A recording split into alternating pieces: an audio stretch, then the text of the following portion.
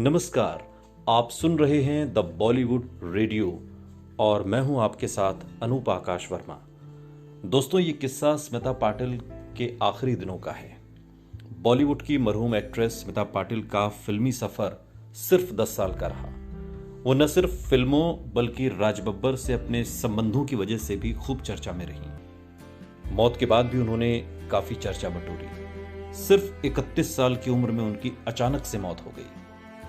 अपने सशक्त अभिनय से पहचान बनाने वाली स्मिता पाटिल का जन्म 17 अक्टूबर साल 1956 को हुआ था। उनका नाम स्मिता रखने के पीछे भी एक दिलचस्प कहानी है। असल में जन्म के समय उनके चेहरे पर मुस्कुराहट देखकर उनकी मां विद्याताई पाटिल ने उनका नाम स्मिता रख दिया।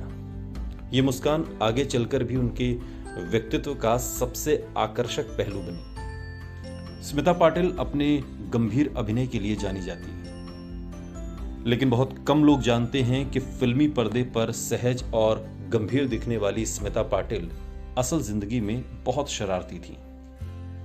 स्मिता पाटिल की जीवनी लिखने वाली मैथिली राव कहती हैं कि स्मिता को वायरल इन्फेक्शन की वजह से ब्रेन इन्फेक्शन हुआ था।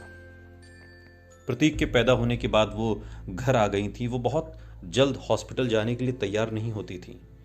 कहती थी कि मैं अपने बेटे को छोड़कर हॉस्पिटल नहीं जाऊंगी। जब ये इन्फेक्शन बहुत बढ़ गया तो उन्हें जसलोक हॉस्पिटल में भर्ती कराया गया। स्मिता के अंग एक के बाद एक फेल होते जा रहे थे। जीवन के आखिरी दिनों में स्मिता का राज बब्बर के साथ रिश्ता भी बहुत सहज नहीं रह गया था। स्मिता पाटिल की एक आखिरी इच्छा थी। उनके मेकअप आर्टिस्ट दीपक सावंत बताते हैं कि स्मिता कहा करती थी कि दीपक, जब मैं मर जाऊंगी तो मुझे सुहागन की तरह तैयार करना। दीपक ने कहा कि एक बार उन्होंने राजकुमार को एक फिल्म में लेटकर मेकअप कराते हुए देखा और मुझसे कहने लगी कि दीपक, मेरा इसी तरह से मेकअप करो। तो मैंने कहा कि मैडम, मुझसे ये नहीं होगा। ऐसा लगेगा जैसे किसी मुर्दे का मेकअप कर रहा हूं। ये बहुत दुखद है कि एक दिन मैंने उनका ऐसे ही मेकअप किया। शायद ही दुनिया में ऐसा कोई मेकअप आर्टिस्ट रहा होगा जिसने इस तरह से मेकअप किया हो मरने के बाद।